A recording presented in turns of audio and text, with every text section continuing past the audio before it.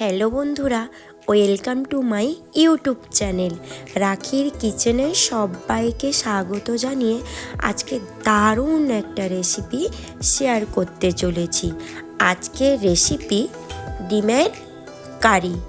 তো সবাই ভাবছে ডিমের একঘেয়েমি খাবার কি করে বানাবো আর কীভাবেই বা রেসিপিটা শেয়ার করলো।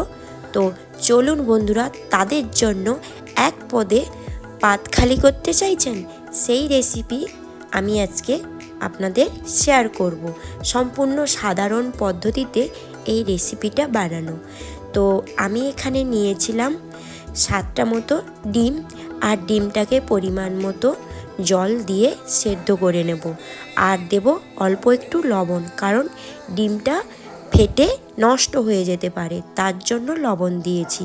আর দিয়েছি 3টে টমেটো, আর মাঝখানে টমেটোটা সেদ্ধ হয়ে গেলে আমি ওটাকে তুলে নেব, কারণ টমেটোটা আগে সেদ্ধ হয়ে যায় আর ডিমটা একটু টাইম লাগে। তো ডিমটা ততক্ষণে সেদ্ধ হবে, মানে টমেটোটা মোটামুটিভাবে ঠান্ডা হয়ে গেলে। ব্যাস, আমার ডিমটাও সেদ্ধ হয়ে গেছে। একে একে এগুলো আমি একটা পাত্রে তুলে নেব।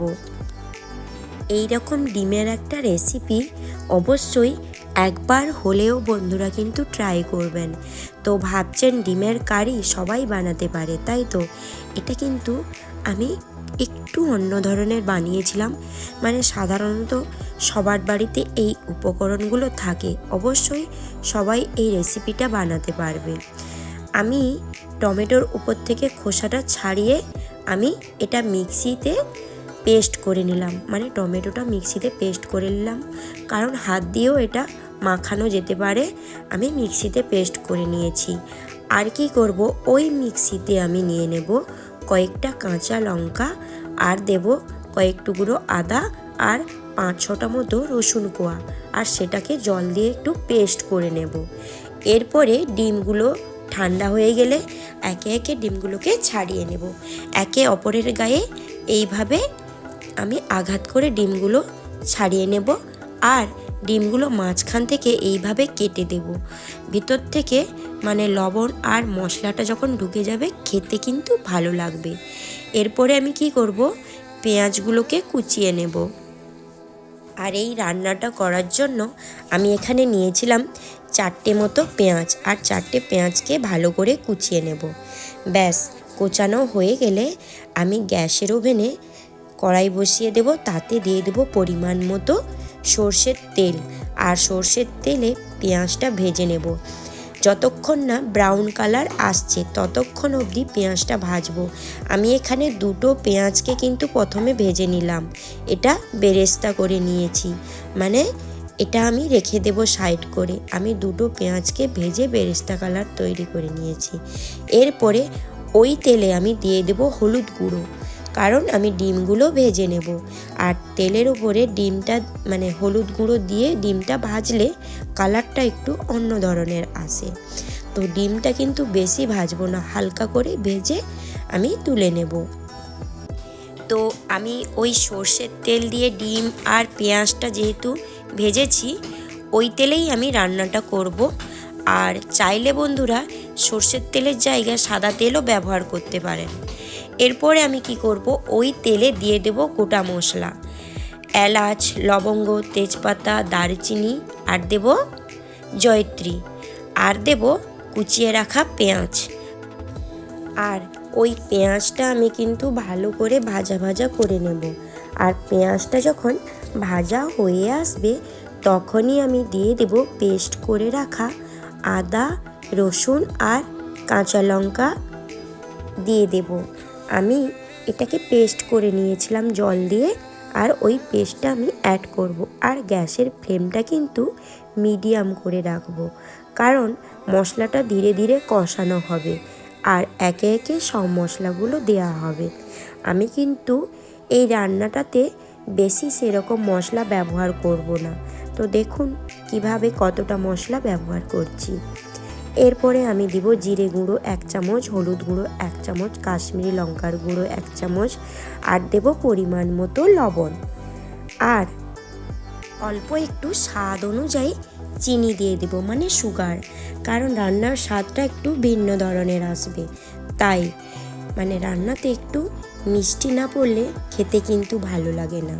ব্যাস, এরপরে আমি দিয়ে দেব পেস্ট করে রাখা টমেটো। আমি যে ওই সেদ্ধ টমেটোটাকে পেস্ট করে রেখেছিলাম ওইটা আমি অ্যাড করব এবারে মশলাগুলো কষানো হয়ে এলে। ব্যাস, গ্যাসের ফ্লেমটা কিন্তু আমি মিডিয়াম রেখেই এইভাবে মশলাটা নাড়তে থাকবো। মশলাটা যখন ভাজা হয়ে আসবে আর মশলাটার গা থেকে যখন তেলটা ছেড়ে আসবে তখনই আমি অ্যাড করব টক দই। আমি এখানে নিয়েছিলাম 1 কাপ মতো টক দই, আর টক দইটাকে জল ঝরিয়ে ফেটিয়ে রেখেছিলাম খুব ভালোভাবে। ব্যাস, গ্যাসের ফ্লেমটা কিন্তু এবারে আমি লোতে রেখে দেব। লোতে রাখার পরে সব উপকরণগুলো এইভাবে কিন্তু কষাতে থাকবো। তো দেখুন বন্ধুরা, মশলা থেকে মানে তেলটা যখন ছেড়ে আসবে তখনই দিয়ে দেব আমি পরিমাণ মতো জল।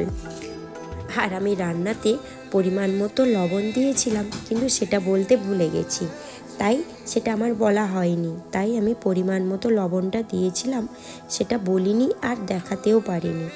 এরপরে আমি অ্যাড করব ভেজে রাখা ডিমগুলো, মানে সেদ্ধ ডিমগুলো।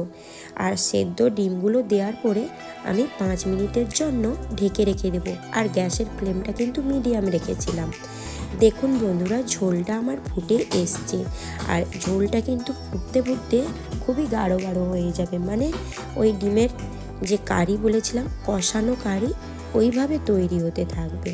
তো দেখুন বন্ধুরা, ঝোলটা আমার শুকিয়ে এসছে। এরপরে আমি অ্যাড করব পেঁয়াজ বেরেস্তা, উপর থেকে এইভাবে দিয়ে দিলাম। গ্যাসের ফ্লেমটা কিন্তু আমি লোতে রেখেছি।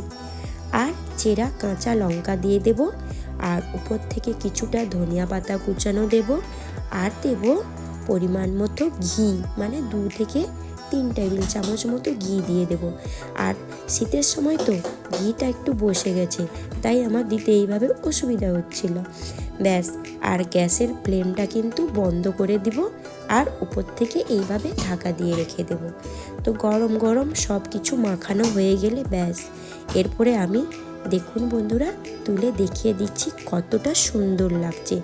আর বন্ধুরা, আমার এই নিত্য নতুন রেসিপি যদি ভালো লেগে থাকে প্লিজ আমার চ্যানেলটিকে সাবস্ক্রাইব করে দিও, আর অনেক অনেক শেয়ার করে দিও, আর ছোট্ট একটা কিন্তু লাইক করে যেতে ভুলে যাবে না। আর রেসিপিটা অবশ্যই বানিয়ে কিন্তু আমাকে কমেন্টে জানাবে। হ্যাঁ বন্ধুরা, অবশ্যই এই রেসিপিটা একবার হলেও কিন্তু ট্রাই করবে। দেখতে যতটা ভালো লাগছে তো খেতে তার থেকেও ভালো লাগবে। খুবই সাধারণ পদ্ধতিতে আর কয়েকটি উপকরণ দিয়ে রেসিপিটা বানিয়েছিলাম, অসাধারণ ছিল। একবার হলেও এই রেসিপিটা কিন্তু ট্রাই করবে। রেসিপিটা বানিয়ে কিন্তু অবশ্যই আমাকে কমেন্টে জানাবে, আর অবশ্যই পাশে থাকা বেল আইকনটা প্রেস করতে ভুলে যাবে না। কেন বলুন তো, আমি যখনই নিত্য নতুন রেসিপি আনবো আপনাদের কাছে নোটিফিকেশান চলে যাবে। তাই তো বন্ধুরা, অবশ্যই কিন্তু আমার রেসিপিগুলো একবার হলেও দেখো আর ট্রাই করো। আজকের মতো এই পর্যন্ত, কাল আবার কোনো নতুন রেসিপি নিয়ে চলে আসবো। ততক্ষণ আপনারা ভালো থাকুন আর সুস্থ থাকুন।